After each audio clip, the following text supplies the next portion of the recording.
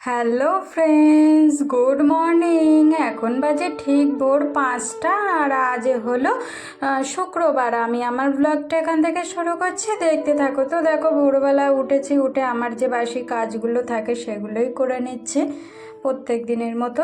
প্রথমে ঘর দুটোকে ঝাড় দিয়ে নিয়ে তারপরে রান্নাঘরে চলে এসেছি রান্নাঘরটাকে পরিষ্কার করতে।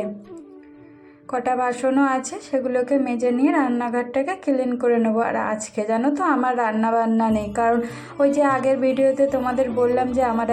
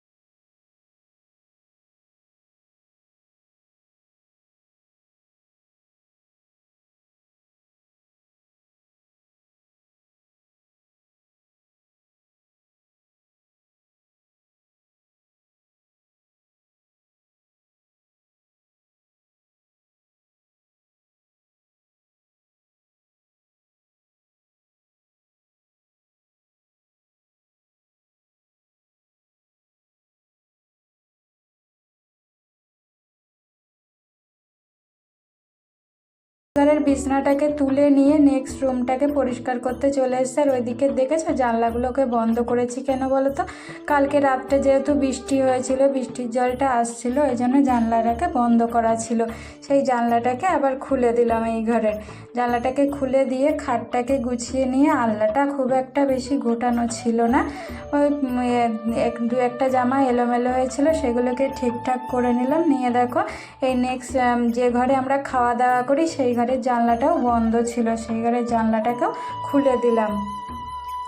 তারপরে দেখো আমার ওই কাজগুলো তো হয়ে গেছে, বসেছিলাম কিছুক্ষণ, যেহেতু রান্না বান্না নেই। ওর মধ্যে দেখো মিঠু চলে এসেছিলো কাজ করতে, মিঠু কাজ করে চলে গেছে, আর আমিও দেখো রেডি হয়ে নিয়েছি। আর ওদিকে তোমাদের দাদাও পুজো করে চলে এসেছিলো। পুজো করে এসেই তোমাদের দাদা দেখো এই গিফটটা আনতে গেছিলো। এই যে একটা রূপোর চেন, ছেলেটার বেশি বড় না, বাচ্চা ছেলে, 14 বছর বয়স, ওই জন্য দেখো এই যে রূপোর চেনটা নিয়ে যাচ্ছে ওকে গিফট করব বলে। তো তারপরে দেখো তোমাদের দাদা আর আমি রেডি হয়ে নিয়েছি। দুপুর তখন 1টা 1:30 মতন বাজে। রেডি হয়ে নিয়েছি, রেডি হয়ে নিয়ে দেখো ওদের বাড়িতে চলে এসেছি। এসে দেখি জল সইতে যাবে বলে সবাই তোড়জোড় শুরু করছে। আর কোল্ড ড্রিঙ্কস দিয়েছিল খেতে, আমারটা তো খাওয়া হয়ে গেছে, তোমাদের দাদা দেখো এখনও খাচ্ছে। আমাকে বলছিল জল সইতে যাওয়ার কথা, কিন্তু আমি না যাইনি, জানো তো, যা রোদ, এই যে এই ছেলেটার পইতে হচ্ছে। তো তারপরে দেখো ব্যান্ড পার্টিরা এসে গেছিলো, ব্যান্ড পার্টির গাড়ি। এই যে ইনি হচ্ছে তোমার দাদার কাকিমা, আমার কাকিমা শাশুড়ি। তোমাদের দাদা কাকিমার সাথে কথা বলছে। আর এদিকে দেখো জল সইতে যাচ্ছে সবাই। আমাকে অনেকবার করে বলেছে যেতে, কিন্তু যা রোদ গরম, ওই জন্য আমি আর যাইনি। তো তারপরে দেখো তার কিছুক্ষণ পরে জল সয়ে চলে আসলো সবাই। আরে পৈতে বাড়িতে না পৈতে কীভাবে হয় আমি ফার্স্ট দেখছি, এর আগে কখনো দেখিনি। তো তারপরে দেখো এই যে ছেলেটাকে এখন গায়ে হলুদ দিচ্ছে, মানে পুরো নাকি বিয়ের মতনই করে, গায়ে হলুদ, জলসওয়া, সব কিছু বিয়ের বাড়ির মতনই, বিয়েতে যেমন করে সেইভাবেই হয়। তো তারপরে দেখো গায়ে হলুদ দেওয়ার আগে কি হলুদ আর একটা কি বেটে নিল দেখলাম, বেটে নিয়ে তারপরে সবাই মিলে হলুদ দিচ্ছে, গায়ে হলুদ। আর এদিকে তো ফটো তুলছে, ফটো তোলার লোকও বলেছিল, ফটো তুলছে।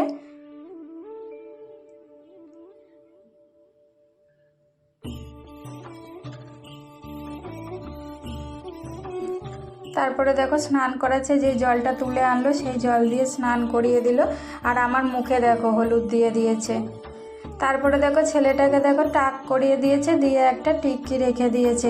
আর ওই ছেলেটার টাক দেখে না, টাক করা দেখে না, এই যে এর বোনটা দেখো শুধু নাচছে আর আনন্দ করছে, আর ওই ছেলেটা রেগে যাচ্ছে ওর বোন নাচছে দেখে। তো তারপরে দেখো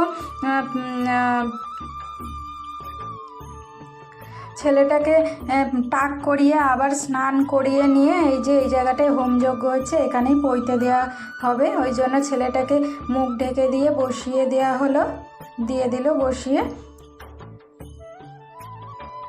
তারপরে দেখো ছেলেটার জেঠু আর জেঠিমা ছেলেটাকে পৈতে দেবে, পৈতের কাজ করছে। তো তারপরে দেখো আমরা দুপুর তখন 2:30 মতন বাজে, তখন ওদিকে পৈতে হচ্ছিল আর আমরা দেখো খেতে বসে গেছি।